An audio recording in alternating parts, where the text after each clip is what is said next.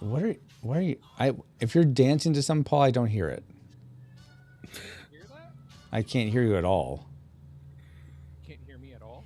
Barely. I can. You Yeah. are so incredibly low. I wonder. Oh, that's music. Oh, I hear that now. Okay. Stream stickers isn't connected. What do you want me to do? Stream stickers. Well, apparently it's not going to be. Oh, because I don't have a source on this. So not much stuff is going to work. That's fine. Just fix it by your next stream because I want to throw all the stickers at you. Well, no. It will work on the game streams. It's just not going to work on the podcast streams, is what I'm saying. Well, fine. Just make sure it works on the game streams because I just need to load everything with stickers. Wow. You need to queue it up so it all loads at the same time. Yes. Have the chaos that I had the other day. That was pure and utter chaos. Well, I am curious while we're sort of getting... Well, actually, let me go through the checklist. Okay. So I already sort of checked everyone's audio. Oh, Tony, would you talk, please? I muted myself because I thought I was going to run out of breath while I was dancing and just be like, when we came back on. But no, this is my audio. I hope it checks out exactly like you need it to. Yep. Cats dance. I will comment. I am super impressed with the quality of your audio. We have many guests on here, and you are by far one of the best quality sounding. Yes, agreed. It is Thank very, you, very good, Tony. PaulJPowers.com. And Paul does not give that compliment lightly. No, I don't assume that Paul gives any compliment lightly. You would be correct. I need to work on my encouragement according to some close sources. Bro, make them work for it, man. Make them work for it. It'll mean more. Yeah, it's true. Tell Valerie she has to work for her husband's approval. I was about to say I don't know if my wife will should be in that category though. Cute, Yes. Paul is the final boss of affirmation. Collection. Oh my word. Okay, so I did that. Do you have a hard stop time tonight, Tony? Or No. Ashley? No. Stop time Wow, before that's stop time. impressive, sir. I applaud you on your East Coast time. All right. Do you guys have 2 likes, a classic maker, 2 dislikes, and a tragic maker? I have whatever the email told me to have. Okay, perfect. Do you have a spiritual speculation, Tony? I do. Okay. And it must pop, pop, pop! Oh my word. Let's see. Just one who doesn't have one. So, Tony, just so you know, at the end of the show, Paul is going to say thank you, Tony and Ashley, for being on. So this applies to both of you. If you have something to promote, that is your time to do it. We're not going to cue you. Okay. Hey, is there anything you'd like to promote? Just go ahead and say, hey, thank you for letting me be here. It was an honor and a privilege to be in Francisco Ruiz's presence. I mean, you can really just lay that on thick, but no. Just say what. Ashley's face. Every day. Hey, Tony, you'll earn bonus points if you can insert "I love me some Francisco" in there. Francisco loves me some Francisco. Making a note now. But anyway, that is your time to promote anything you want to promote. Thanks. Let's see. Okay. I'd like to promote this board game I've been playing, Junkyard Juggernauts. Oh, really? There we go. I hear it's going to go on crowd sale soon. It is, yes.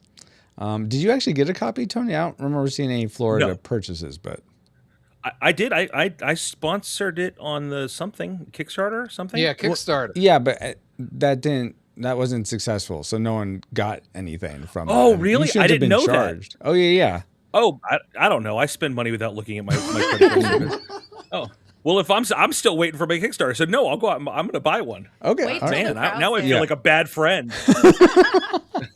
Yeah, wait for the crowd sale. It should be at the end of this month. Then essentially everyone who participates, the more people that participate, the lower the prices for everyone. So. Okay, now you tell me. I know, Paul. I know. By the way, I'm wearing the new shirt. Oh, nice. Very, very cool. Nice. Okay, so I did that.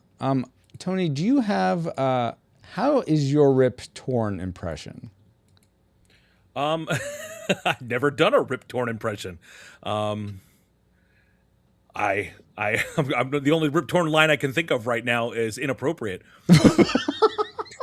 I drink my own urine because it's sanitary. Because it's what does he say? And I Sterile, like the and I taste. like It's the sterile, taste. and I like the taste. Oh. Yeah, I don't know. Okay. I would say below average. Okay, I would say that's just above average to me, but I feel confident in my rip tornness, so I will go ahead and do Can't be that. any oh, worse my than money's on another. Tony, but we'll see. Wow. No, please don't do that to me. Well, husband, it can't be worse than any of your other accents. I have great accents. All of them are fantastic.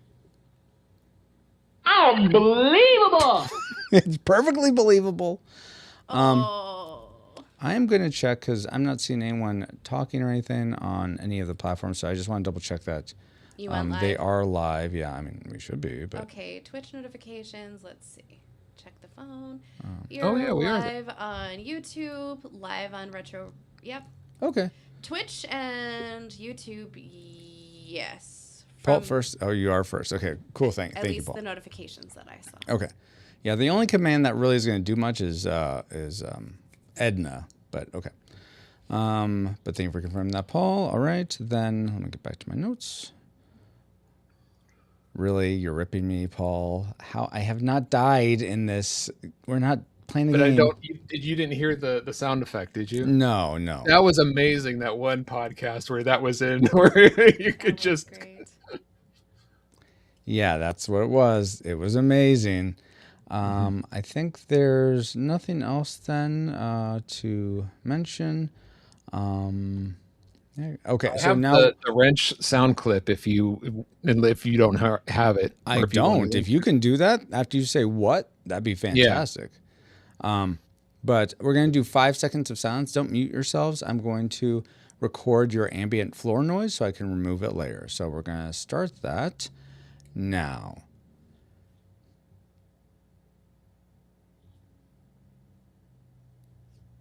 Perfect. Thank you. Wow. I know I missed. I'm like, wow, Paul, thank you. What a gift as we come back from sabbatical. Happy New Year. That's All right, guys, then thumbs up if you're ready to start the show. Let me cue up the wrench. Let me. All right, thumbs up. Okay. Here we go. And then we'll start in 5, 4, 3. If you can dodge a wrench, you can dodge a ball. But don't dodge episode 340 of the Retro Rewind podcast. What?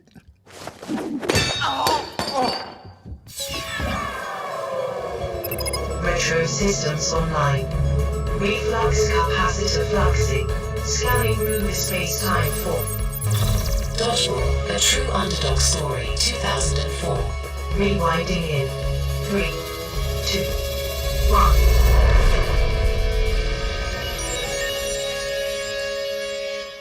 Welcome, Rewinders and new listeners, to the Retro Rewind podcast, where we take a fresh look at movies and games from 15 or more years ago.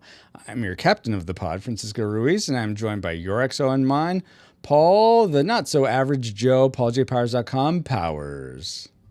Gar. I happen to be sailing with your captain on the RRP 8 Ocho. Oh, what a missed opportunity. We should have covered this as episode 8. What were we thinking, Paul? Except it wouldn't have been ready. It wouldn't have been old enough back then. So, wow. Anyway, in addition, I should say also for this discussion of the film Dodgeball, we welcome back aboard Administration Officer of the pod, Ashley Ruiz. Hey, Ashley. Aloha all. Hola to you, Ashley. Hola a todos. Tambien. And in addition, we are also glad to have back aboard speaker, singer, actor, artist, podcaster, pastor, writer, wronger, gamer, geek, father, friend, and all of which mean nothing if it doesn't reflect Jesus, Tony Talavera. Hey, Tony. What's going on, my friends? I'm so glad to be here, dodging glad wrenches with you. Of course. So glad to be here. So glad you're here as well, Tony. And Did Tony, you say writer and wronger? Yeah, it's in his bio. All right. I think that's Just making Wordplay, sure. baby. Yeah. But Tony, this is actually your As in right third or time laughter? on the podcast. So that means you are promoted to shipman. Congratulations. Yay. I'm holding out for the jacket you get at the 5 Timers Club, right? Is that what I'm looking forward to? Not quite like yeah. us. That's wrong podcast. But Well, I'll bring my own jacket then. I'll show you. just Make sure it has like chains and leather on it, though. You know? Oh, Yeah, something that says "Daddy likes leather." That's what I'm going for. word. But Tony, what department on the pod would you like to serve in as a shipman? Oh my goodness, is culinary open? We have room in the galley. Yeah, absolutely. Either that or something like in the entertainment, like nightclub lounge singer. Okay, so you could be a ship's entertainer or a ship's cook. Which would you like to be? Oh, definitely entertainer. Okay. I can juggle, I can sing, and not too bad at close-up magic. Fantastic. Entertainer it is. Awesome. Was this your card? All right. No, but that was my napkin. I'm trying to eat. Oh no. Now that you have a quick flyby of who we all are, Paul, can you give us a quick overview of the production specs for Dodgeball? Sure thing. Underdog was released August 3rd in the year 2007. Rated PG, runs an hour 24 minutes. Oh, Yes. this is not Underdog. This is Dodgeball, a true underdog story. It's a underdog story. Yeah. Wait, Dodgeball? Yes, Could have been like brought the to my sport. attention yesterday. Fine. Go back and watch Dodgeball. Thank you. All right. Dodgeball, a true underdog story, was released June 18th, 2004. Yes. Runs an hour and 32 minutes. It is not a video game. It's, No. it's rated PG-13, and it was directed and written by Rawson Marshall Thurber, with lead stars being Ben Stiller, Christine Taylor, and Vince Vaughn, and music was composed by none other than Theodore Shapiro. Are you familiar with who that? You said none other, as if you know his repertoire, but I don't. Have you? Hey, I'm just trying to do the guy a favor. Yeah, man, that's Teddy Shaps, man. You got to know the work of Teddy Shaps. I celebrate his entire catalog. Right. Along with, Where have you been my whole life, Teddy Shaps? Jeez. Him and John Williams, they're in great. That's right. Exactly. That's right. All right, ready for the box office trivia? I am ready. Tony and Ashley, are you both ready? Born ready. Aye, aye. Awesome. Anyone live in chat, you're welcome to join as well. Paul, go ahead. Okay, listen up, people. Dodgeball was made for about $30 million and earned over $160 million at the box office. Ooh. Given this fact, how high in the box office do you think it ranks among the movies released theatrically in 2004? We'll go for the top 50. Top 50. All right. Ashley, what is your guess? Oof, this is tough. In trying to think about what movies came out in 2004, it boggles my mind. I'm just going to go with 13 because I have no idea. All right. 13. Tony, what's your guess? 42. Okay. The answer to everything. For me, I'm going to guess the number of dodgeball players on a team. So I'm going to guess 6. I know it's probably pretty high, but going to guess 6. That's high praise. Paul, what was it? Where did it actually rank in the top 50? Well, according to the-numbers.com, it came in at 34. Oh, So I okay. believe Tony wins. Yeah, Tony, good job. Well done. Good Well job, done. Tony. Should have gone with my age. But really, none of us are winners when it comes in that low on the list. Yeah. Fair I don't know. $160 million is nothing to sneeze at. Fair. It's not, but you got to know half of that went to Ben Stiller's hair products, Probably. to paying the retainer for Theodore Shapiro, Yes. who I just looked it up. Really must have a good relationship with Ben Stiller because he also composed the music for Tropic Thunder, The Secret Life of Walter Mitty, and the Apple TV show Severance, which was produced by Ben Stiller. Oh, okay. Yeah. Only seen one of those. They're things. probably buds. Well, that's awesome. homies. Yes, exactly. Well, thank you for those factoids, Paul, and let's see if any of them factor into our memory mind meld or subsequent roundtable discussion, which we will get into once Alice has located our target film. Alert. Alert. Target located. Spoilers incoming. Establishing analysis vector.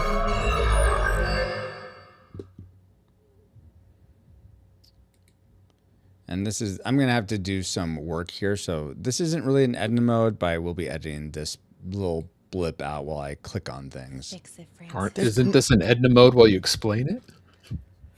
You earned yourself an Edna friend. Edna mode. Okay, here we go.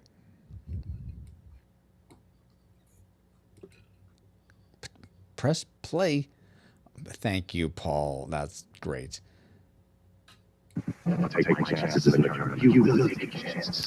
Actually, can you guys hear that at all?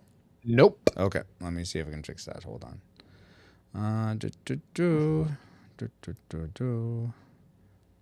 Edit. We'll have. Can I say where that's going to go to? Global track, maybe. You need to have the Cellcast and Book of Gaming and Akin fam all raid and get their butts over here. Yeah, right? Jeez, come on. Okay. Get on with it. Yes, get on with it. Okay, it's possible you guys just won't be able to hear this, so my apologies. I'll let Fix you know it when in it's done. post. It's been 84 years. Exactly. All right, so I'll just again let you know what this is done. I'm gonna play it. It's not a whole 30 seconds, so. Take my chances in the mirror. You will take a chance. That's what I'm saying to you. Alright? Too many. You're allowed to live. Oh, I don't think I'll let them do anything that I thought it was.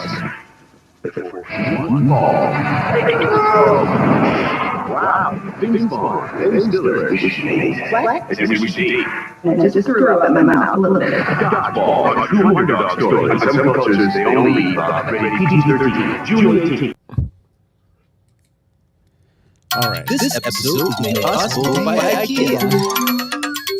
Doing something else now. Edna mode. Why are you going to Arthur. Arthur? Woohoo! An original point of view. Wow. Hey. So it looked like you guys might have been able to hear that, but were you not able to? Okay. I did. No. Well, I know you. We were were just guys. pantomiming like we could. Okay, I see. Acting. Oh, you're actors, I see. All right, here we go then, guys. Going back to it. Thank you for the edit modes, Paul. All right. So that commercial definitely brought back memories, especially to Paul and Tony, I'm sure, about Dodgeball. But to give you some context for the things we collectively remembered most before our rewatch, here is your memory mind meld synopsis for Dodgeball, a True Underdog Story. Globo Gym is better than me, and they know it, but Average Joe's doesn't. Fred Claus, exiled from North Pole, runs an unsuccessful gym that has defaulted on its mortgage. So Vincent D'Onofrio tries to save Average Joe's gym from being taken over by rival gym owner Derek Zoolander by teaming up with Lucy from Hey Dude, A Leaf on the Wind, and the Warren Cheswick Experience to win $50,000 playing Dodgeball. MIB director Zed has a late life crisis and decides to coach Norman Bates' dodgeball team for their chance to play in the dodgeball finals to win $50,000 grand prize at the Vegas tournament with ESPN 8, The Ocho, wild gimmicky teams Cotton McKnight and Pepper Brooks. Legendary sports commentators for the sudden death match between Tony Perkis and the Blissfield Butcher. All right. But not before the pep talk from disgraced Lance Armstrong convinces the wedding crasher to crash his own party and score the winning shot, saving his gym for good. In the end, Ben Stein blames Chuck Norris for Globo Gym's loss and his own gain. Wow. Well, that is certainly some memories, but they were not all quite correct. In fact, some of them were. Dang it, I don't have, where's Deception? No. Edna mode. It doesn't look. I need to re-engage deception. So pretty much. Fix it in post. Yeah, I'll have to fix that in the post. I don't have it. I have the. Oh no, I have it. It's right here. I got my icons confused. Edna Mode and welcome Penguin SCV. How are you doing? I know you used to do the Rumble side, but thank you for being over here on the Twitch side. I did deceive myself indeed. No, it's like I have icons for several of these. I don't have the name, so slow and boring. Okay, Paul, I get it. All right, we can continue on. Okay, so based on those memories, as flawed as they may have been, or as they were, what rating did they lead you to predict before you watched the film? Classic, nostalgic, or tragic? Let's start with Tony this time. What was your prediction for Dodgeball, Tony? Absolutely classic. Absolutely classic. There's just too much going on here for it to be anything but classic. Okay. Awesome. Ashley, what say you? Well, considering the amount of quotes from this movie that we use in our daily lives and the fact that I was the person that nominated this movie in the first place, I would consider it a classic. All right. This is bold strategy. Yeah. All right. It pays off. Yeah, exactly. Paul, how about you? I remember seeing it like once before when it first came out, and I haven't really seen it since. No desire to see it, but I figured. But I liked it well enough to like buy it like years ago when it came out on sale in the $5 bin or whatever it was. This is worth $5. Yeah. I was like, sure, why not? I might enjoy this again someday. So I actually predicted nostalgic. Nostalgic, okay. For me, much like Tony and Ashley, definitely predicted classic. So it'll be interesting to see if those predictions come true, though. But first, let's go into go over to what we liked most about Dodgeball. Alice, spin up our best bits. The things we liked most about Dodgeball, our best bits, and let's begin with. Follow the script, Francisco. Thank you. You're right, Paul. End mode. Again, we're rusty, guys. It's been like a month plus, so here we go. While we're in end mode, I just want to check real quick. Who does this? Does this go to Ashley or okay? That goes to, so guest 2 is technically Ashley. Okay, cool. Now I need to wait for it to go back. So okay, after it goes back to group shot, I'll do the thing that Paul was getting me to try to say. And do you have your sponsor bumper ready, Paul? I was, but now I'm waiting.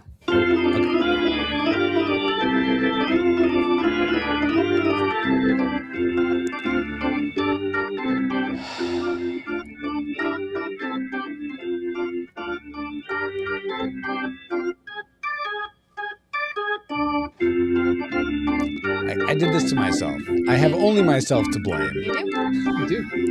Right now it's the Ashley show, so she can do whatever she wants. So here's the thing, guys. I have this timer, so I press a button, it goes and makes one of us big on stream. And then after a minute, it goes back to the group shot. Because and the last time when I had this set up, I kept forgetting to change it to the next person. So like it'd have someone up big and they're not talking and the person mainly talking is all small. So this was to help prevent that from happening. Okay, we're back to the group shot. Let's try this again. Yes, our best bit. So end of edit mode. Yes, our best bits are, no. Okay, play the best bits bumper. Here we go. Yes, our best bits are brought to you by none other than Paul J. Powers at pauljpowers.com. pauljpowers.com. That's right. So let's get into that with the things we liked most about this film. And let's start with Ashley. You had nominated this movie. What's one thing that you would say probably secured that nomination, especially when you rewatched it? Oh, I just loved the level of in-universe creativity with things like ESPN, the Ocho. Yes. I loved the obscure sports quarterly. Mhm, All of mhm. these things that I kind of wish like existed in real life. I would watch the Ocho so much if it existed. Yeah, it's like if it's practically a sport, it's on this channel. And I loved how it was such a big thing in universe and the conversation that happens at the bar with Peter LaFleur and Lance Armstrong. He's like, I love the Ocho. And it's just and the Gordon character saying, hey, did you see the game last night? And how it just comes up in conversation like it's no big deal. Yeah. I just think that the nods to those things that they created for this movie were just so fun and enjoyable. And it makes me wish it existed here. Yes. I'm curious, of those little sports they were showing in the like clip for the Ocho, like the squirrel on the wire skis and stuff. Yes. Was there one that like, oh, I really would wish that thing was a thing? No, I would love to watch a squirrel on water skis because I actually did. There was this Nickelodeon show growing up called Figure It Out. Oh. And kids had hidden talents and the panelists would have to figure out what their secret talent was. And one kid actually did train their squirrel to use a little set of water skis. Oh, really? So honestly, it was so adorable. Yeah, I would watch that on the Ocho for sure. Nice. All right. That's awesome, Ashley. Tony, was the Ocho or some other in-universe thing, did that make your like list, or was it something completely different? Oh, well, first off, I mean, you're right, Ashley, 100%, because so many things from this movie, and this is not this isn't Titanic, right? Like, this wasn't Avengers Endgame, like some major summer blockbuster cultural shift, but so much of this has leaked out into real life that ESPN actually does in real life have the Ocho now. Oh, like, it does? they made the Ocho. Oh, Yeah. Based on this movie, and it's like, I guess every year they do a couple days where they broadcast really obscure sports, and they call it ESPN 8, the Ocho. Like, Really? you want to talk about life imitating Wow. art? It's wonderful. I'm looking at a thing on it right now on ESPN.com with all these strange like Golden Tee Golf World and corgi racing and whatever Nulu Bach Fest goat racing that's happening on the Ocho. sorry Super guys, Bowl of I Putting. gotta end this podcast. I got some goat Yeah, we racing gotta to go go watch watch. the Ocho. But no, it's great. So many good things from this, and just even throwaway quotes, like what you would say. This is bad film writing, but for me, like something that I just love, and is all of the things that just come out and become part of our lexicon. They just become quotable things to the point where we almost forget where they came from. Like, how many times in my world do I just come up with dumb stuff, and I'm like, yeah, you got to like dodge, duck, dip, dive, and dodge, and it just that shouldn't be a movie quote. That is not masterful screenwriting. Yes. But there it is. No. There it is. You know, It is. we quote Cotton, right? Like that's a bold move, Cotton. Let's see how it plays out. It just this movie for some reason is forgive the dirtiness of my tone here, but it's a dumb movie, but it's a great movie when it comes to quotability. Okay. Yeah. I love it. I love it.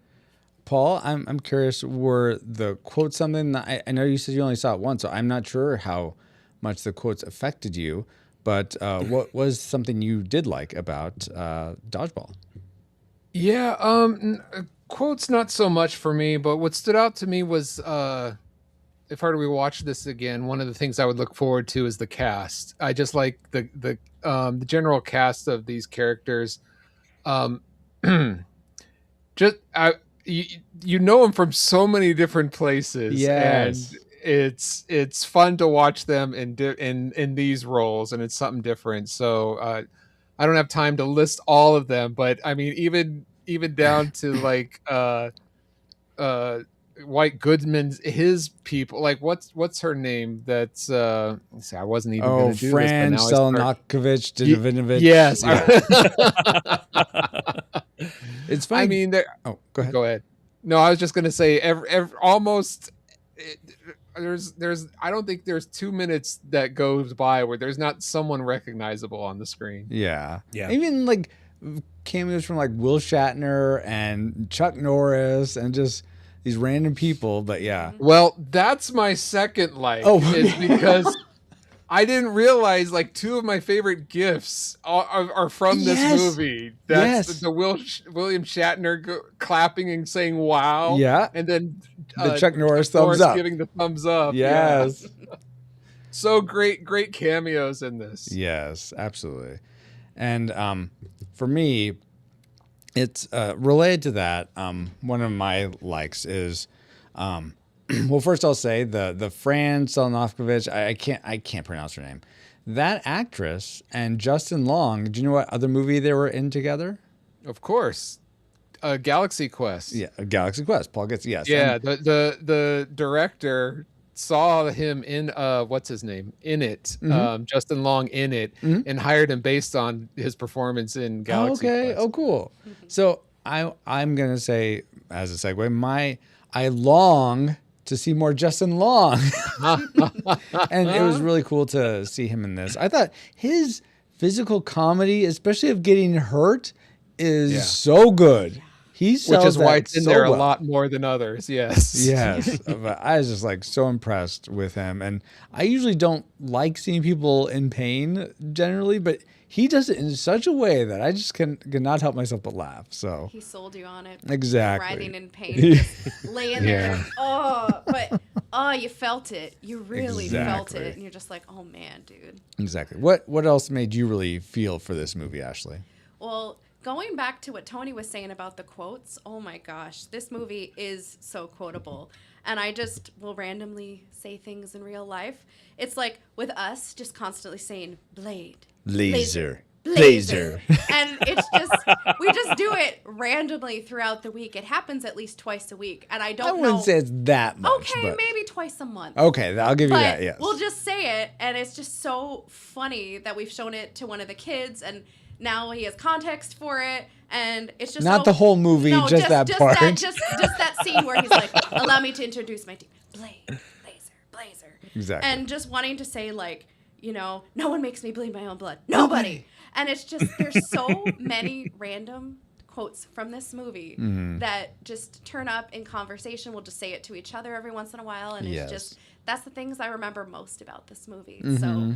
But what Tony was saying, like things that shouldn't make it into regular conversation that have become their own thing. It's just like, you would never think that a movie that this dumb would have such an impact on everyday life. Yeah. And there are certain these dumb aspects of it that I'm sure we'll get to in our dislikes. But while we are still on our likes, if I could talk better, what was that? Another Edna? No Ednas here. This is perfectly edited. There's no Ednas in this podcast at all, I'm sure, because you wouldn't have heard them because they're edited out. But Tony, I don't want to edit out something else you liked, so why don't you tell us about it? See, no, you're talking about the dumb moments coming up and stuff we didn't like. The dumb moments are the things in this movie that I like. Everything about this, it takes dumbness and uses it like Picasso uses paint. It tells such a wonderful story. And every single thing about this movie, if you try to explain it to somebody with a straight face, they would think you were joking. If you said, I'm going to make this movie, they would never believe that it would be number 36 out of 50 for the year. They would say, this is straight to DVD, then put that DVD in the trash can. But the characters, we're talking about the quotes, but the characters that deliver the lines in this movie with such a straight face, with such conviction, are so wonderful. And nobody embodies that better, in my opinion, than White Goodman. The best, worst character in any movie of that decade. I mean, he is so contemptible and cringy and awful and wonderful. And again, there's so many other characters that are like that. You talked about Fran. I don't know. I just call her Unibrow. I kind of ripped that off from Austin Powers. But somebody said, okay, we've got a guy. He's a dodgeball champion from 50 years ago. What are we? Patches O'Houlihan. Yes. There are just so many great characters. Even, Pepper Brooks. Pepper Brooks is fantastic. I mean, you just got to give it to him when he gets in there and just climbs up on the chair and he's just like turning and leaning in, and it's like, man, he is just wonderful. Wonderful. Yeah. Everything. Steve the Pirate. We're going to just get a guy that for no reason, with no explanation, thinks he's a pirate. Exactly. And that's it. Yep. Just the way that they just went all in on the most ridiculous character. This must have been the most fun movie in the world to be in the writer's room for. They must have just been making themselves laugh silly. And then said, it's in the movie. Yep. So I think that's great. And mine next is pretty much almost what you said, is a component of what you said, Tony. So I'll just say, I thought Ben Stiller as White Goodman, he's almost too good as a mustache twirling villain. It's just he just takes it to, he just like hams it up so much. And I enjoy. I feel like he's so fun to watch. You long to see him get his comeuppance, which apparently originally in the script, I think I saw it like behind the scenes, and they were gonna originally have it that Average Joe's did lose, and that was just the end. But I think that tested so poorly that they didn't, and obviously they didn't end up with that. But I'm glad they won. I like them winning. So that's super depressing. I'm sad now, Francisco. That's the darkest timeline. You're right. That's horrible. Paul, save us from this with your next like. I already gave my second like. Dang it, Paul. Oh man. Well, in that case, let's go to our classic maker. So, Paul, what's your classic maker?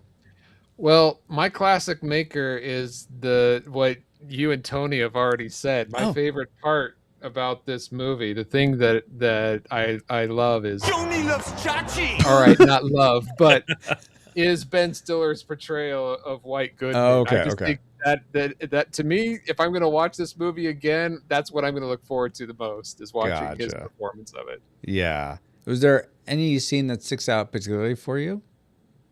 No, I mean, I wouldn't look forward to some of the more cringy scenes, but it's the way he's kind of arrogant, but also dumb. Yes. And you thought that I thought I was once. You know, that kind of like humor, like, and he's so like, he does the air quotes, but he doesn't separate his fingers like what most people do. He keeps it there, and he doesn't like curl the fingers. He just kind of shakes them. Oh, so whenever he does the quotes, he goes like this, which is like a little bit like he's not fully committing to like. Anyway, it just shows his ineptness of like it just. Anyway, I think he does a great job. To me, he's the best part of the movie. That's awesome. Very cool. Well, something that my classic maker is also something that was mentioned, so I'll just touch on it real quick. But I love the whole tournament. Once we get to the tournament, I feel like that's the best part. I'm glad it's the end of the movie as opposed to some of these movies where the best part's at the beginning. I love that we end with this tournament and all the different teams, and they're just so fun. And I think they're just the fun I have for that ending sort of act is just exemplified because of Cotton and Pepper and their commentary. I think it's Cotton being the straight man, Pepper being this like wacky color commentator, and they're just so fun. And I feel like this movie would be so much more muted without them giving their announcements throughout the whole thing. Some of the thing like the World Cup, World Series, and World War II combined. Like, what in the world? Yeah. Just stuff like that is just so fun. Like what you were saying today, where they probably just, that's funny in the writer's room. Let's just put that in. Why not? So that was my classic maker. Tony, what did you love most about Dodgeball? We're on the exact same page. To me, the whole final act with the Dodgeball tournament, and that they took it seriously. Yeah. They leaned into it so earnestly. The presentation, the whole ESPN, even though it was the Ocho, all the packages were there, and the transitions and the graphics, and all of the teams were so ridiculously caricaturish of these teams. You have your urban hip hop sort of team, and then you have your Japanese kind of sumo sort of team, and then you have your Lumberjacks. All of them. Yeah, the Lumberjacks, just great fun. But they took it so seriously. Like, they didn't play it as a joke, even though it was all a blatant joke. It was just presented with the earnestness of any other great sports film. I mean, you could put the final scene of that up to Rudy, up to the Remember the Titans, to any kind of great sports epic. I'm on the edge of my seat through this Dodgeball tournament, which I shouldn't be taking seriously. And even when they're out there in the like the S&M gear, which is like completely like yeah. But like they went for it. They just went for it. Yeah, they did. But I totally agree, Johnny. It was just having that plethora of elements. Yeah, I could totally see why that's your classic maker. But I can't, I'm having trouble seeing what Ashley's classic maker might be. Will it be something we've talked about already? Will it be something else? Ashley, what did you love most about Dodgeball? Well, just like Paul, I love me some white. WHITE. Ben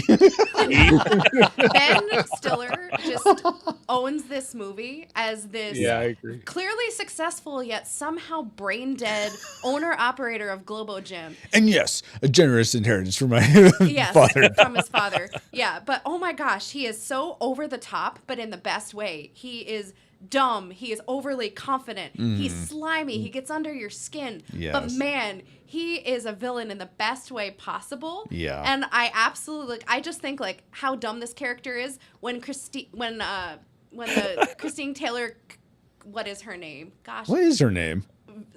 Kate Beach. That's right. That's when right. she comes into his office and he brings up the dictionary. She's like, "Are you reading the dictionary?" I like to break a mental sweat too. I like to break a mental sweat too. And it's just like, oh my gosh, he is so confident in all this delivery of all these ridiculous lines.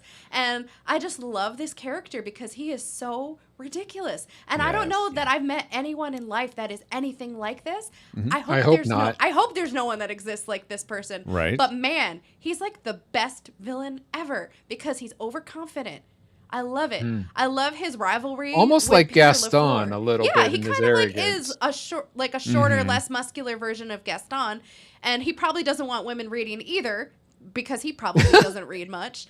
But oh my gosh! And he's got that big Gaston painting in his office of Yes, him wrestling grabbing the bull by the horns. horns. It's That how really I run my happened. business. It's a metaphor. You know that really happened. I'm like, sure it did. With the bull like going, sure it did. Apparently, that's an actual painting. I know you. You know you, and I know you know that I know you. It's just like, oh my gosh, people don't talk like this. But, he was so good. Yeah, absolutely. So good. Absolutely. Awesome, guys. Well, there's lots of so good moments in Dodgeball. I think we all agree. But hold on. Go ahead, make your jokes, Mr. Jokey Joke Maker. Can we just not have any of the rest of the things on the show and just listen to Ashley do quotes? Because that's what I'm here for. You're commissioned to now do the lines from the movie, Ashley. So do the whole scene. Yes. I want to see it. It's like, but Everything. let me hit you with some knowledge. Can you Quick do to know. Save yourself the embarrassment of losing with those losers in Las Vegas La Flor. Alliteration aside, I'll take my chances at the tournament. I know. I just said that. I know you just said that. Okay, but I'm not sure where you're going with this. Well, I'm not sure where you're going with this. That's what I said. That's what I'm saying to you. All right. Touche. I can see it now on Broadway. Dodgeball, a one-woman stage production starring Ashley Ruiz. Frickin' Chuck Norris. Oh, that's great. Oh my gosh. Well, so now that we know the things we liked most about Dodgeball, let's talk about something that you may not know, some trivia about this movie. And today's trivia is brought to you about the movie is brought to you by the Untold Podcast. The Untold Podcast is a speculative fiction podcast utilizing the genres of sci-fi, fantasy, and horror, among others, in order to engage the culture's imagination from a Christian worldview. Every month, Nathan James Norman, though he's on a hiatus right now, produces and narrates a new story presented in a unique and dynamic way. Check out the Untold Podcast at www.untoldpodcast.com to listen and leave them a review on Apple Podcasts. So, did you guys realize when Troop 417 first appears, the music heard is the old theme music for the WWE wrestlers Michael Lockwood, aka Crash Holly, Bob Howard, aka Hardcore Holly, and Nora Greenwald, aka Molly Holly. I don't watch wrestling. I have no idea for who those people are, but I think that's cool that they use that. I didn't know. I do watch wrestling, and I didn't know that. Oh, okay. I didn't know that either. Are you familiar with those personas at all? Yeah, that's Crash Holly. Yeah, Sparkplug Holly. Yeah, absolutely. Okay. The Real Hollies. big in the early 2000s. Yeah. Very cool. So, with that in mind, if you were to step into an arena as a competitor in some sport, maybe it's dodgeball, what music would you have play behind you to pump you up? Let's start with Paul. Well, I mean, it's obvious. It's Oh my God. Wow. No.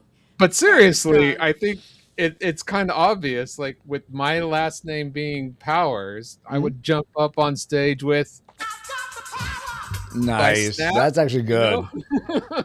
That's awesome. So that would be me, Power by Snap. Very good. How about you, Ashley? Well, in thinking about this, I mean, a song that I like to listen to that pump me up is actually Feel Invincible by Skillet. Ooh. Good gravy. I love me some Skillet. And when I really need to like be hyped up, I like to listen to them, especially that one. Just especially that one because it is just how you feel invincible when you're trusting in the power of Christ. Like That's it's just awesome. so incredible. And I just love everything that they stand for. And I'm just like, man, it's some good hype music. Very, very That cool. whole album. Awesome. How about you, Tony?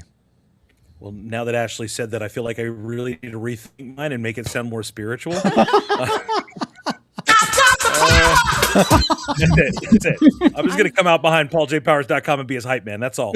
I'm just a Skillet fan. I always got turned listening to Van Halen. You know, going to school, I knew it was going to be a good day if Jump came on the radio. Yeah. Oh, nice. So I like Jump. Anything from the album 1984 would be great. And you know, but now that Paul's inspired me to really specialize it, the Pixies do have a song called Tony's Theme. So maybe I go with that. We'll see. We'll see. Very I nice. gotta think about it. I gotta very pray nice. about it. I have to pray about it, Ashley.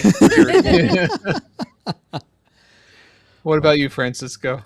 Oh, for me, I love me some Basil Polidorus. So Conan the Barbarian. Dun dun dun dun dun dun dun dun dun dun dun dun dun dun. So that'd be mine for sure. I love me some Teddy Shaps, but but great trivia, Francisco. Thank you, Paul. And now that we've all had some trivial fun, let's find out what memories you, our rad rewinders, had about Dodgeball, a True Underdog Story. Indeed. So first from FireJoyStudios.com, Brian Scott says, I wasn't impressed by much of the movie's humor. Oh, okay. You think you're better than us? Well, we haven't gotten to that other part yet, so That's true. we'll see how that plays out. Extracted from X, somebody. Oh, on sorry. X, Hold on. Okay, Edna mode. Edna mode. And it's pronounced Gaiden, Paul. At least that's how I always pronounce it. So Ninja Gaiden. He's never corrected you. So That's true. You gotta So be right. yeah, exactly. Hopefully it's updated for you now, Paul. It just says GU. Okay, well, On then my give it end. a second. I'm waiting. I feel invincible. Gaiden. Oh, is that it? Just Gaiden? Mm-hmm. Oh, you could have told me that. Okay. Oh my. All right, coming Gaiden back. Stelnashkovich Dudorovich. Unibrow. All right. Yeah. Let me turn myself up. Gotta get some hype here. All right. Extracted from X at Gaiden says, been a while since I've seen Dodgeball. Watching it again reminded me how I love this underdog story. Being born in Guam, we appreciate it when our island gets represented in any film. With great physical comedy and humor, I'd rate this a classic. Ooh. Also, fun fact, sorry, that was my bad, not his. If you watch the DVD version of Dodgeball, there are hidden Easter eggs if you hit the enter button whenever White Goodman snaps his finger. I can't confirm if it's in the Blu-ray release since I don't have it. I did watch those Easter eggs. Some of them are top notch. Yes. And finally from Facebook, Danae Berg says, dodge, duck, dip, dive, and dodge. And nobody makes me bleed my own blood. Also, Jeff Eames says, if you can dodge a wrench. And Jeremy Shields says, Alan Tudyk as a pirate. Indeed. Grr, scurvy. Awesome. Well, thank you all so much for sharing your memories. And it seems like Brian's comment leads us right into the things we didn't like about Dodgeball. Worst woes. And our worst woes of Dodgeball, a True Underdog Story, are sponsored by Captain Tragic himself, Francisco. You can join him in the Discord community at firejoystudios.com/Discord. I'm not a captain of tragic, Paul. Yes, you are. We'll see. Justice for Empire Strikes Back. A kind of classic rating from the podcast, But Ashley. not from you. I will never let this down. I will never let this die. Never. All right. Well, let's see what we wish would have died in Dodgeball. Let's talk about our dislikes, guys. And I'm going to start with Owen. So I've seen this. He's a character actor. Owen Wilson? No, he's like the manager, I guess, of Average Joe's. He has the hair that sort of is like gelled across his forehead. He couldn't play. Oh, Steve yeah, he's the other Justin Long guy. Yeah, he's discount Justin Long, pretty much. Yeah. I mean, he's good at what he like. I like his roles in like Avatar and other things that he's done, but in this one, I think the characters are too similar. But go ahead. Yeah, and the thing with him is, I just could not get his doofiness plus his incompetence. Like, give me one or the other. But having them, like, the whole thing that he didn't know who, first off, that he's like, let's pay in Canadian dollars. And then it's like, oh my gosh, we have to add the Canadian US. It's like, dude, what is going on with your mind? And then we have a pirate? What? No. I'm just like, get off my screen. So does it also like really grind your gears when they leave no kid behind? You know, these kids that are troubled, they have like hard time learning, you know, like concepts like money and people not being a pirate. Let me answer your question with another question. Are they disobedient? Right. Not intentionally. Oh, okay. Paul, we're not talking about real life right now. We're talking about a movie, and I don't like that type of character in my movies. People are fine in real life. You just don't want them to seem glorified on the big silver screen. Sure, we'll go with that, yes. Just like I don't want disobedient children without consequences glorified on the big silver screen. Okay. So that's my first dislike. Let's go to Tony next. Tony, what's something you didn't like about Dodgeball? You know, first off, when we first talked about reviewing this here on the Retro Rewind podcast, I thought it was my understanding that you guys only talked about things that were over 15 years old. Yeah. Yes. So I said, why are you reviewing Dodgeball? Because there's no way. Oh my God, 2004 was 22 years ago. Don't remind me. Yeah. So first off, that was the first thing I disliked. How dare this movie age me? How dare I be old as I am? It's like when I found out what year this movie came out and my knees started hurting. It was just terrible. But with 2004 comes the fact that it was right there on the precipice of a cultural shift towards sensitivity. Mm-hmm. And this movie, I think, got in under the radar because there was a lot of stuff that you could not put in a movie now. Just some of the throwaway lines and maybe the verbiage that they used. It's like, ooh, ah. I mean, it's funny, but you know, that early 2000 shock humor, the body shaming, the stereotypes, edgy then, a little cringy now. Yeah, for sure. So I would say, for me, yes and no to that. Some of it I like. I almost appreciated that that humor had a place. But no, I still laughed at it. The stuff that excuse me, the stuff that I didn't laugh at so much, and I'll just say this now, just to get out of the way since we're in this realm, is a lot of the, not so much the sexual innuendo, but the sexual crassness when those elements happened. Like, I really didn't like any of the S&M gear stuff.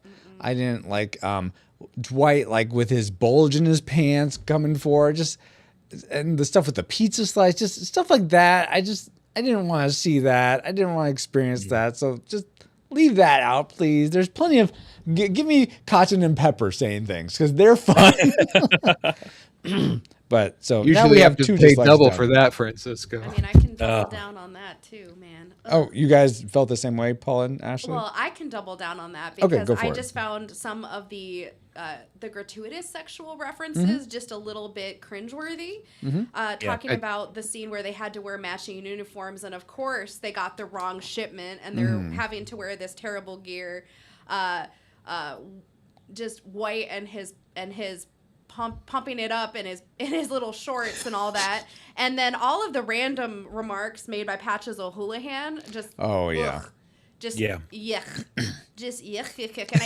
And another major yuck to me is one of the flashback scenes that Justin, when he tried out for cheerleading, how he got paired with the overweight cheerleader. Awesome cameo from Lori Beth Denberg, by the way, from all that. Yeah. Love her. Right. But man, the way that she just like hits the pavement and hits him, And the comment that she makes in the unrated edition, and just all the things that sneak in when you're watching that version. I'm glad we watched the theatrical release, and it was a lot more tame than I remember, because the last time I watched it, we did watch the unrated, and it was like ugh. And even the things that still made it into the theatrical, I'm like, yeah, different time. I know that they were just pushing boundaries and whatnot, but man, some of that stuff, it makes a grown woman just like blush and then want to vomit in my mouth a little bit to take that line. Were you in this movie? Stop quoting the movie, Ashley. I'm telling you, Dodgeball, a true one-woman show story. Paul, why don't you go bring the show to us with a dislike? Wow, I've really flamed out there. You didn't dodge that one, Francisco. It's a bold strategy. One of the things that I disliked was Steve the Pirate, who is an amazing character and deserves a better ending. He should have been in the finale with the team. I don't know why they dropped him out and just like, well, we'll just have him disappear during the whole climax of the film. Have Owen disappear. Right? Yeah. It's like that character deserved better than what it got. In fact, Alan Tudyk said when he was trying out for the role, he said that you should really cut Steve the Pirate because he doesn't go anywhere. He doesn't do anything. Like, he's just a pirate. And the director's like, no, we like it. He's going to stay. Even though he was auditioning for that character, he was saying, you need to do more with it. And it's sad that they didn't do more with it. I mean, there was the extra character of Owen. Replace it with Alan Tudyk. Don't have an extra person standing by the byline, like as a substitute. Just have your 6 people and the coach. Get rid of that extra character and focus more on who you have. Absolutely. Yes. But he did have his nice Olivia Newton-John from Grease moment where at the end he taught us all that if you really want to fit in, you just have to conform with everybody else, right? Right. Just completely change everything about you. Yeah. He could have showed up at the finale with that and be like, I'm not a pirate anymore. And then at the end, he could have been, after they win, they could have been, oh, look, there's buried treasure. You want to split it with me? And he goes, Gar, and he goes back into it. It could have worked. You know what I mean? It could have, that whole transformation and then back again, that could have worked. Yeah. But that character deserved more. You know what, Paul? It's time for something fabulous. Here we go. I'll say. That's right. Francisco's Fabulous Fan Fiction. Here's my take on where they could have taken that character. So I forget there's a whole in Vegas. There's a whole like pirate themed hotel. Yeah, Treasure Island. Treasure Island. Yeah. So Treasure Island. How about Alan? He's despondent. He's leaving, and he runs into a bunch of people from Treasure Island that are fellow pirate actors. So that was in the original script. He won the money, something to do in, like when you said that they lost. The pirate character actually got the money at Treasure Island somehow, and that's how they were able to buy back the gym. Oh, well, okay, that's fine. But I think what would have been fun is a bunch of the other characters get, I don't know, something happens to them, but then he forms this bond with the pirates at Treasure Island, and then the pirates come and help support the dodgeball players. Like 3 of the pirates are dodgeballing also. You look like you don't like my fabulous fan fiction, Paul, but it's fabulous. It's in the name. Okay. You can't argue with that. Alliteration aside, I'll take my chances with the tournament. Indeed. All right, that wasn't that great. All right, fine. Paul, what's something else that wasn't great for you about this film? I'll just go along with the offensiveness. What people are talking about. I'll throw in there. If you identify yourself as a Christian, this is also offensive to you, because not only does it take the name of the Lord Jesus Christ in vain several times, but it also says that it claims that this fictional story, this fictional true dodgeball story, is quote unquote truer than the Bible. See, I thought that was funny because it's just so utterly ridiculous, but I'm just saying. No, that's fair. It's staking a claim, and I'm not sure I want to be on that side of the claim, Francisco. That's me. I don't think any of us do. Yeah, I don't agree with the claim. I think our ridiculousness is what makes it's just another way that it's offensive. But that's fair. This feels like entrapment. Like, you guys made me watch this movie, and now you're telling me that I'm bad for watching it? Yeah, and you got to pick a better song as well. This is really Tony masked as a podcast. Wow. I know. I'm a terrible person. We all are. That's why we need Jesus. Exactly. And Tony, what's something else that was fallen about this movie for you? Yeah, really, I'm just going to jump on here because it's true. And I didn't realize I did watch the unrated version, and I didn't realize that I was watching the unrated version. I just thought I was watching Dodgeball. And boy, but you got to remember, back in 2004, like, every movie had an unrated version. Shrek 2 had an unrated version, right? But the crudity was a lot. It was the kind of thing that you go back, man, like, some of these moments just don't feel necessary. Yeah, exactly. Like, how can we shock? How can we, but that was the time, that was the age. We're pushing the boundaries. I get it, but I could have done without it. I probably should have watched the theatrical release if I would have known that better. Much better, but sure, just barely a step up. Yeah. Well, I know what Lori Beth said before she fell on him. So yeah, if I only know that from watching the unrated version, I should have watched the theatrical release. Yeah, fair. Speaking of which, I also watched the unrated version. But when I watched it, I was like, because I had mentioned, I think I only watched this once before, but I was like, hey, didn't like what's his name? The guy that where's my stapler? I think that's Gordon. Yeah. Gordon. Where his wife is like treating him bad, and then he gets angry because he sees her talk with another guy. And I was like, wait, she comes back and she's all lovey-dovey, and he's like, forget you, lady, and he walks away. I've never remembered that. I remember that, but it wasn't in the film. No. And then at the end, like, I remember, like, that whole buy scene with the ladies. Yeah. There's like, then they start making out with Vince, and I'm like, but that wasn't in there either. It turns out I watched the deleted scenes, and they were all in those deleted scenes. So Okay. Somehow, the first time I saw it, I must have watched the deleted scenes with it or something, because those scenes stuck in my mind more than some of the most of the others. My gosh. Oh, let me ask you, because when I was watching it, I had the same thought, that I remembered something that I didn't see in the movie, and that was when Stephen Root's character got all angry and he started throwing that he was picturing his wife's face on some people. Did I make that up? Is that a dream I had? That might have been. Am I thinking of the movie like The Waterboy? That does happen in The Waterboy for sure. Okay, that's what I was thinking. The other great sports movie. Sure. Yeah. Hey, okay. let's add that list of movies I'm surprised we haven't reviewed yet on the Retro Rewind podcast. One of that is Waterboy. Oh, geez. I've only seen that one time. And you can do it. Yes, you can do it. This is the perfect time for you to watch it again, Francisco. I adore that movie. It's so dumb. That's the one with Kathy Bates, right? Yes. Okay. Yeah. What's for dinner? Squirrel. Wow. Waterboy was filmed about 20 minutes from where I'm sitting right now. Oh, really? Oh, wow. Wow. That's True cool. story. Yeah. Gatortown there.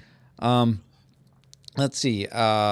Speaking of Waterboy, Ashley, what should have been drenched in this film to wash it away? Well, man, every movie that asks me to have a suspension of disbelief. Isn't that every movie? Pretty much. But this one especially, there's so many things that I really struggle to be like, how in the world is this happening right now? If you're thinking about this nationwide tournament of dodgeball happening and there's these qualifying rounds, and clearly most of the people playing in this, don't they have rules in place where adults shouldn't be playing against children? That qualifying round just makes me go, what the Hades is happening? And then like beaver tranquilizer and this girl, and she's not hairy armed in like the game, but then in the end, and she's like, yeah, exactly. Like that thing is just really hard to believe. Another thing that I just like scratch my head about is like, I know that they're trying to get us this grand setup at the end where the two rival gyms are going to be going against each other in dodgeball, but the fact that I just happen to be friends with the dodgeball chancellor, it's like, really now? You don't have to qualify for anything and you're just magically there. Oh my gosh. And the fact that how in the world does everyone afford to travel to Las Vegas? They're like $50,000 in debt. Yes, and they exactly. all just make it there somehow, and they've got matching team uniforms and they're doing all this. I really struggle. Yeah. I really struggle with the suspension of disbelief. Where does this movie take place in your head? I don't know. Someplace poor. I would say like Henderson, like 10 minutes away from Las Vegas. They could. I mean, I don't realistically, we don't know where it takes place. And it could be in Nevada, and maybe they're just like 2 towns over and they can just drive there. Yeah. But they're in Reno. I just have a really hard time to like just believing all this stuff because it's like it's not necessarily cheap to go to Vegas, and it's like to have there's probably registration fees and all of this stuff, and you wouldn't have a nationwide association have a slogan be "Go balls deep." I have a really hard time almost with that like too. that in the Girl Scout. It's almost like it's written just for comedy. I know, and it's one of those things that just takes me out. I'm like, no, you're a bunch of grown adults and a teenager playing against a Girl Scout troop. This is ridiculous. And they get beat, which is the crazy thing. Yeah, they get beat, and then it's like, oh no, you've got one that's on all of these anabolic steroids and somehow a beaver tranquilizer. Why would? Yeah, it's almost like written for comedy. I know, but sometimes they take it just a little too far, and it just completely takes me out for those Beaver moments. tranquilizer. That's the line. That's Sorry. what does it. That's what does it. If it was just the steroids, it would have been okay. But that beaver tranquilizer just took it a little too far. I will say the thing that in that same vein, Ashley, that bothers me is you win $50,000. Taxes takes like 30% of that, so you still don't have enough. So they should have made it like 100,000 or something. Then it's like okay, it makes sense. But well, the Internal Revenue Service doesn't get ESPN 8, so they don't even know that it exists. No problem at all. Oh, okay. Oh, easy under the table. I see. Tax free. And then like the whole like him saying like, well, you've got a publicly traded company. I'm gonna get the owner's stake. It's like you haven't done those things yet. You just say that you're doing all these things and just basically bulldozing White, saying like, oh, I'm gonna do this. He hasn't done it yet. But White is such a dum-dum. He thinks like, oh, he already has control. So it's just another thing. Is like, I know the man is dumb, but. Well. Oh, I don't think I'm a lot dumber than you thought that I thought I was once. Chuck Norris, man. So Chuck Norris is certainly not my tragic maker. No. I am curious though, Tony, what is your tragic maker for Dodgeball? Chuck Norris is my tragic maker. Oh, I did not see that coming. Sad day. Out of nowhere. Is he actually? No, real. So actually, it's not specifically Chuck Norris, but Chuck Norris and William Shatner and Hank Azaria. There were so many great cameos in here that I felt like, man, you got William Shatner.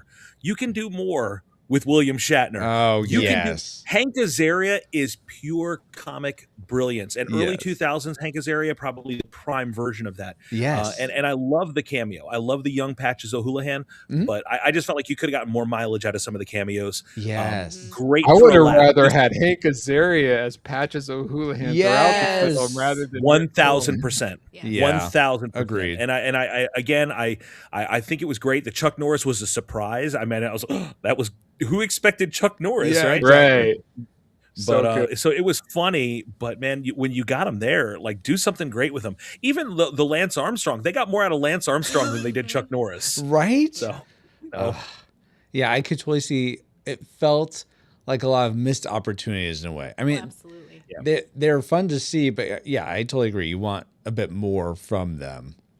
Miss Congeniality got more out of William Shatner. Yes, yes, exactly. Yeah. Oh my. So that's it. I mean, if that's the worst thing that happens, we're doing okay, right? But I just felt like, man, Hank Azaria is a treasure. William Shatner is a gift. If they would have known what they had, they wouldn't have wasted it. Absolutely. Meanwhile, we have Justin Long at home playing a full role throughout the whole movie. A full role? What? See, you already forgot the guy with the hair that was that nobody cared about, that played a purposeless role. The Timu Justin Long. Take it a step down. He's the Wish. He's the Wish.com. Wish.com. We love you, Joel David Moore, just in case you're listening. Wow. I'm sorry, you're great. We love you. Yeah. Come on the show. Yeah. The part just did you dirty. That's all. Exactly. That's all Exactly. Much like it did Alan Tudyk dirty. So, and speaking of dirty, Paul, what was the worst, dirtiest thing about this film for you? You're a tragic maker. This is it. La loser. The worst thing about this film to me is basically what everyone said, is the humor. Now, some of the best thing about this film is also the humor. And so there's different types of humor going on here. But if you like to see people in pain, this is a great movie for you. If you like... Dodge a car? Dodge a ball. If you like the crude and crassness of old school, this is right up your alley. You know, that kind of humor. But unfortunately... for me, it's not. So for me, that's the worst part of this movie. Cram it up your cram hole, LaFleur. That's totally fair, Paul. I could see my son. He seems to like the pain / slap. Yeah, and usually you like slapstick, Paul. So that's a bit surprising to me. And there are some moments where someone gets hit. I would say out of the 50 times someone is hit painfully, there are like 3 or 4 good ones that I laughed out loud, chuckled. There are some good ones in there. Yes. But most of the time it's just like the whole thing. Look, some people think it's hilarious throwing wrenches. I think it's ridiculous. Like, this is stupid. Yeah. No, I get that. So, well, Ashley, what do you think is the most stupid about Dodgeball? Where do I begin?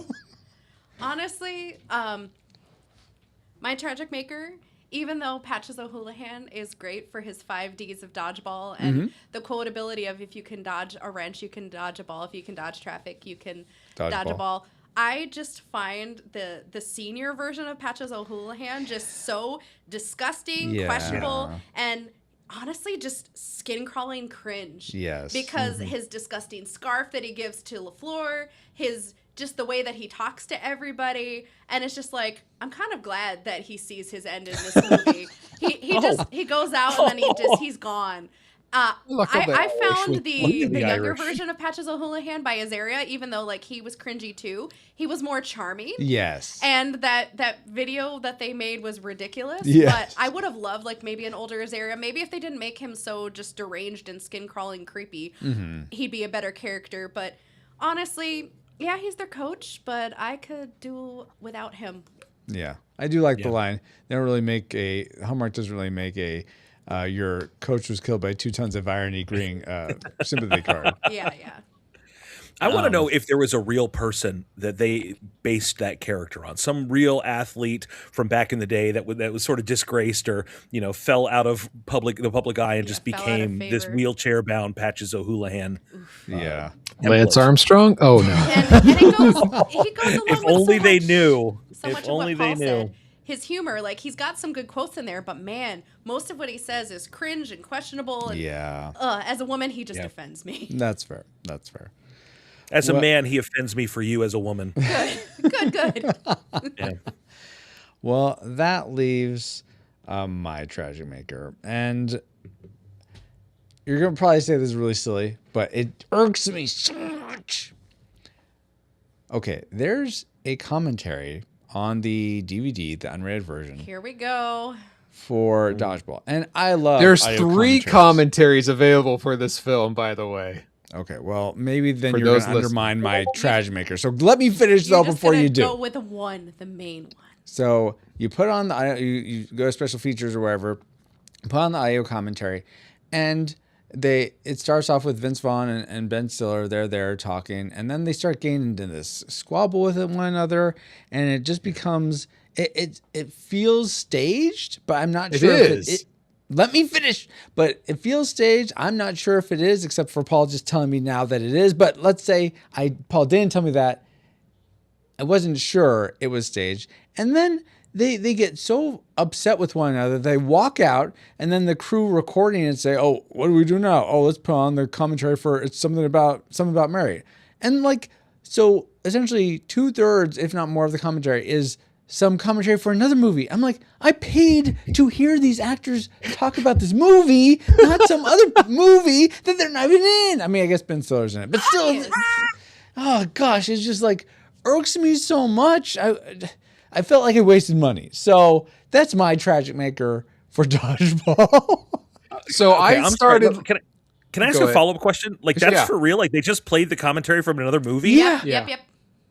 For real. And it's a Fox movie, so they have legal logistics for it. So it's okay.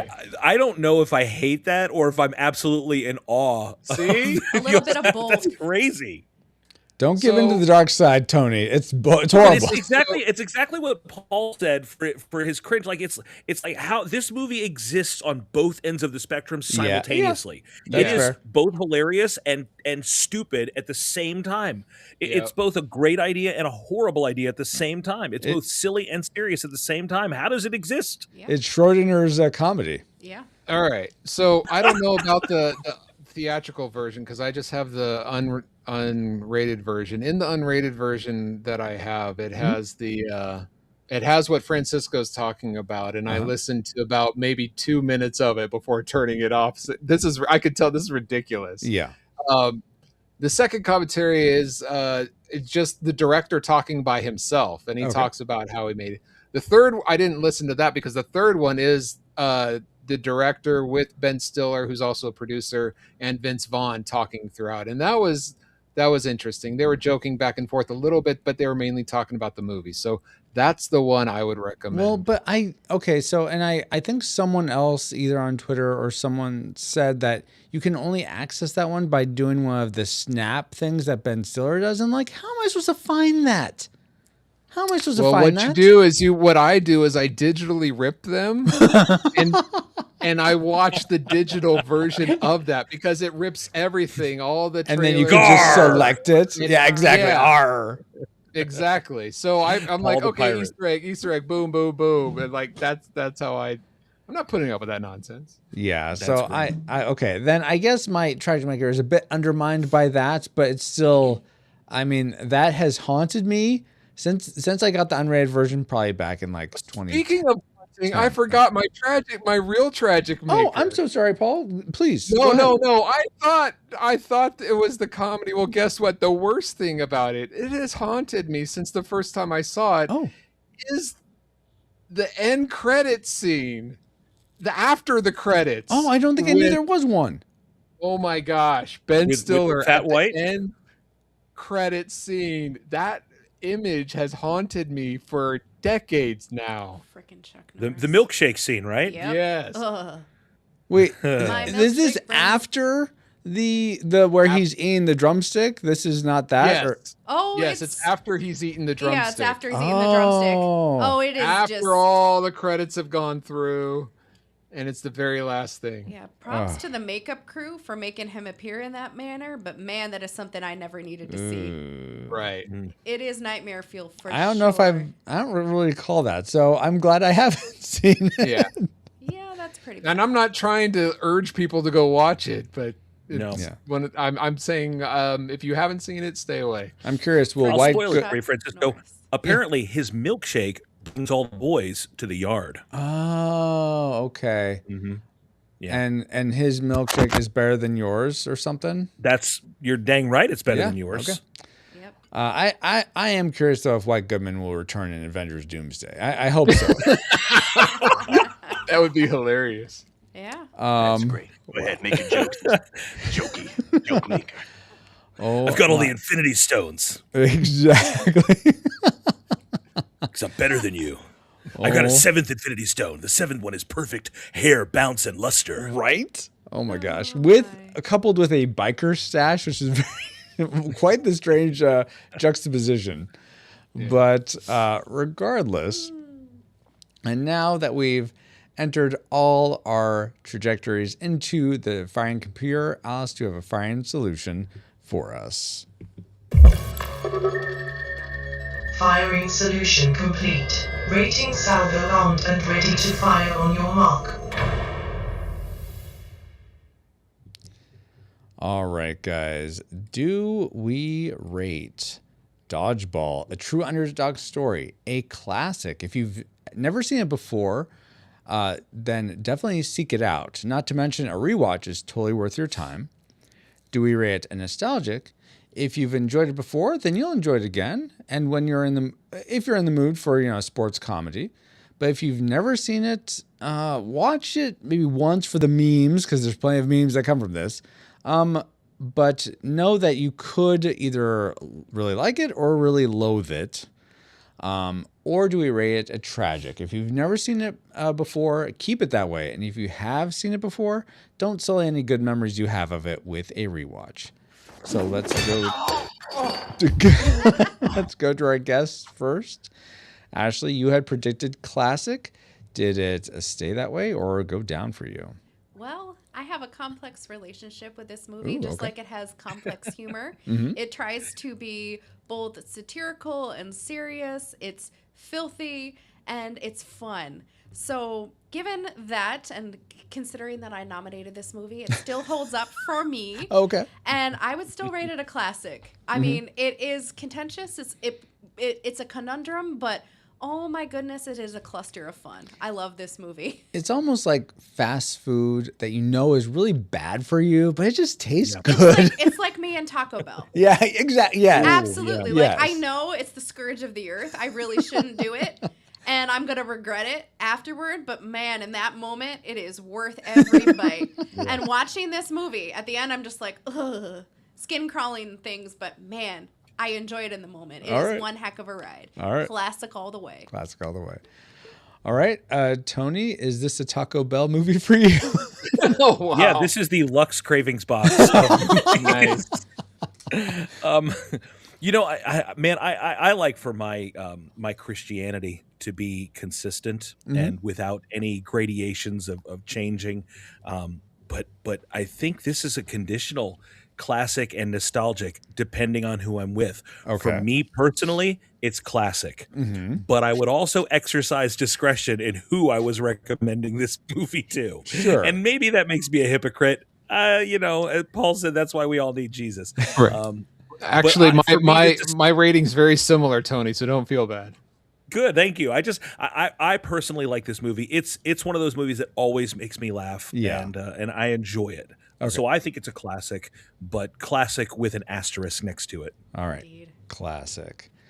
Maybe that's what I could say. Empire Strikes Back is nostalgic with an asterisk next to it. Oh, okay, that's how I can get out of these things. You'll never escape Francisco. Justice for Empire Strikes Back. There is no escape. Oh my gosh. Get me out of here. Nope. Excuse me. So now we go to our Fire Guard, the people that support the Retro Rewind podcast. Thank you guys so much for your support. And let's see how they rated it. And according to them, we have 2 votes. Excuse me. 1 nostalgic and 1 tragic. So you guys are kind of at a draw. Because if it was a classic and tragic, then it'd be, it sort of equate to nostalgic. But I can't, with those, I think I have to throw them out. Yeah, I guess not throw out the vote, but I'm not sure where that goes. I'll have to think about that. Well, let's see how the rest of our ratings go. Yeah. Exactly. So we have a classic we have two classics. We have a nostalgic tragic there. So for now, we'll just say that's nostalgic. But Paul, what do you rate Dodgeball? Like I said, this is hard because I honestly would not recommend this movie to anybody. It is so cringy. So I want to rate it tragic. Oh, okay. But I know there's a lot of people, including myself, that would enjoy it. So I'm going to actually land on nostalgic, but it's it's like on the line of tragic. Okay, wow. Asterisk. Yeah, much like our fire guard. It's like, it's too hard to pick. Someone didn't like it, and someone was like, it's okay. Yeah, exactly. Well, so we have two classics. I guess I'm going to say two nostalgic, so I'm sort of the tiebreaker here. Yeah, that's a bold strategy, Cotton. Let's see how it works out for him. It really works in every situation, doesn't it? It really does.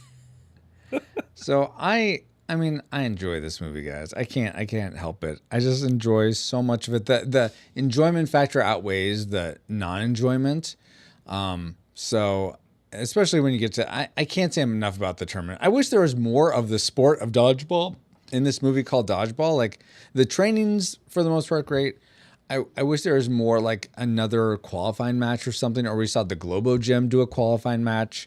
I think that would have been, and it would have been even more epic, I think, if Globo Gym defeated like a bunch of like, if you wanted to throw in cameos, like Arnold Schwarzenegger, Sylvester Stallone, just all the Expendables, essentially. Oh, sure.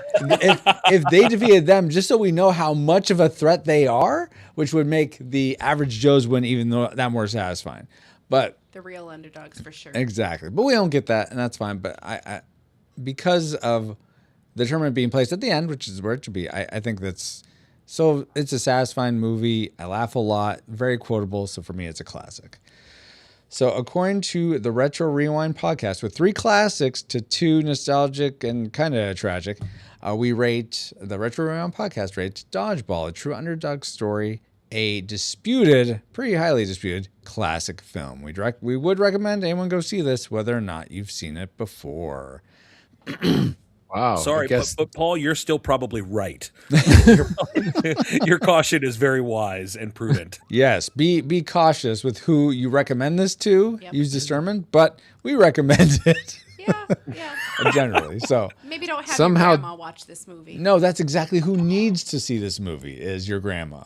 Well, my grandmas have been dead for like. Well, how are they going to see it then? They can't. I don't think Jesus is going to allow me to screen this in heaven. No, this movie ain't making the cut. No. I hope we can play Dodgeball in heaven, though. That's all I need. You can play Dodgeball, just not the movie Dodgeball in heaven. Exactly. But now it's time to get back to our own time. Good old 20XX. 20XX. Calm sat online, awaiting incoming transmissions. It feels good to be back, but we wouldn't have been able to travel back to 2004, which, yes, is 22 years ago.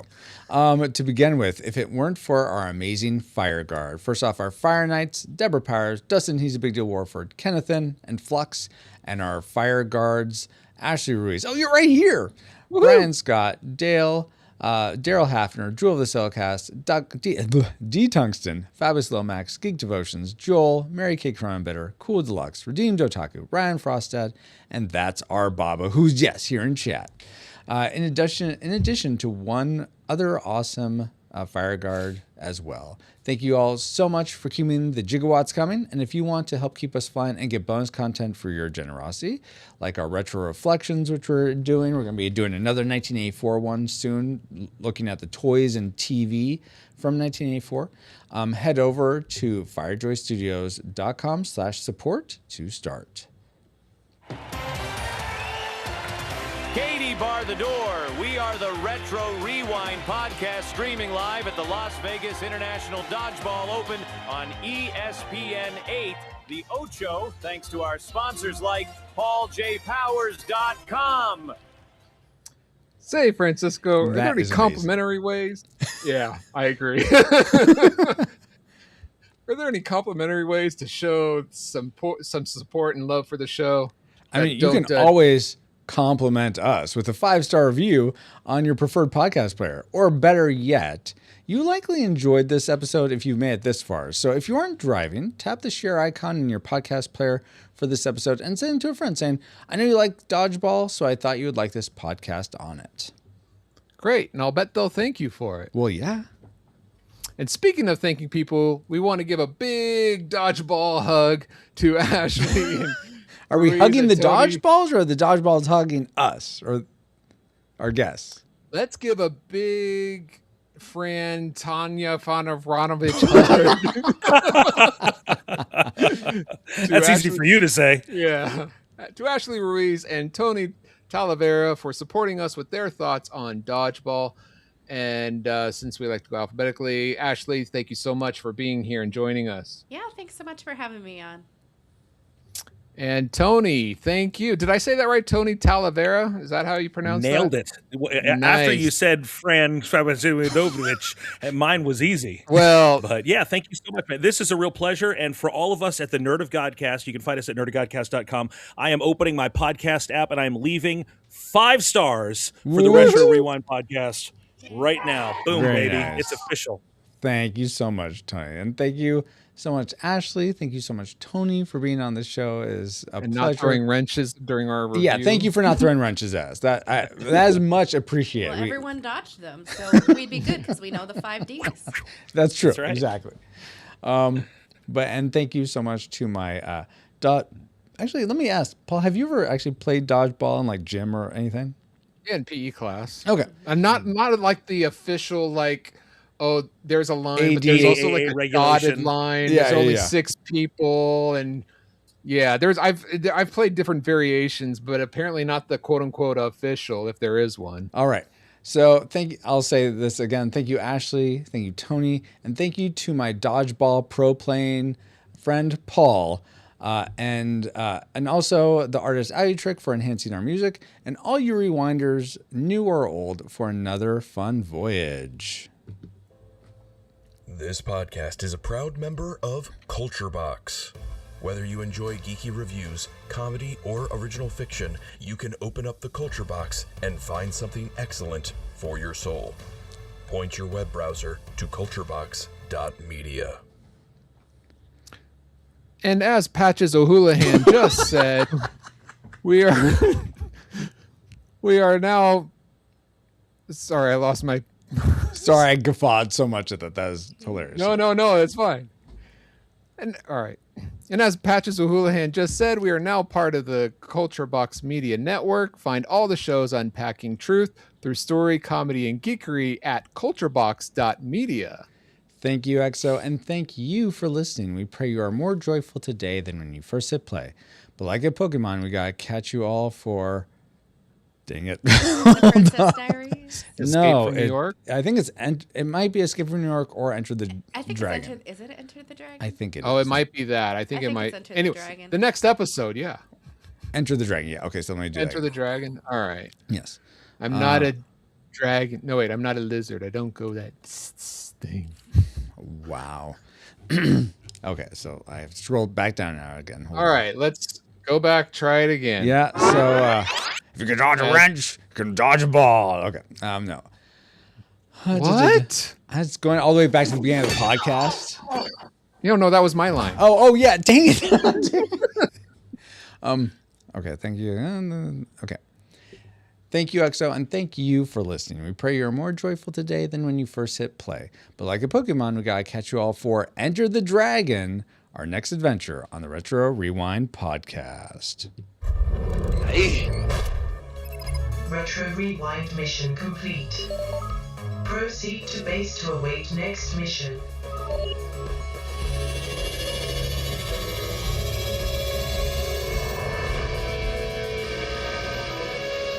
Me and my squad are gonna split. But we'll see you at the tournament. Oh, and LaFleur, best bring your bib, because it's gonna get messy. Let's bounce. Cobras. I wanted to do that, like put that sound effect. Awesome. But the music didn't match and everything. Yeah, no worries. Well, all right, guys, we're going to end the stream now and go into our spiritual speculation on Dodgeball. There are some actual spiritual themes to talk about. I know you're surprised and perplexed, but you'll find about them. You'll be able to listen to Johnny that loves Chachi! if you're Sorry, go one ahead. of our fire guards. But I do want to say, Bobo put in chat, Tony, RRP best podcast winner for this year. Count it. I'm stuffing the pallet box next year. I think he means about the Noggies. I didn't reveal this, but it was very, very close. Really? Oh, no way. And yeah, it was very, very close. And I don't know if you guys motivated some people, if you like try to stir We up the posted fan on base. social media. Hey, go 'cause vote on us. Hey, I just said It vote was for people. really I just said close. go vote. I didn't skew it anyway. All right. No, Well, no. You can't skew it, but no, it was good. It was really, really close. That's awesome. Okay, that certainly makes me feel better. It's because it's like, oh yeah, guys, go, and then you're like, oh, we're last among everyone. Right? Yeah, no. I would just be like, oh, better luck next time, guys. But no, it was. It's You guys like were up a there, man. true If you were underdog. giving us silver and a bronze. Yeah. Yeah, we lost this Noggy dodgeball tournament, but we're gonna come back next year and defeat Average Joes.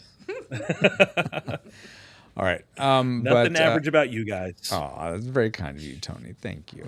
Okay, so we're gonna stop the stream, but keep going. So until next time, guys, here's your stream face, making a silly face.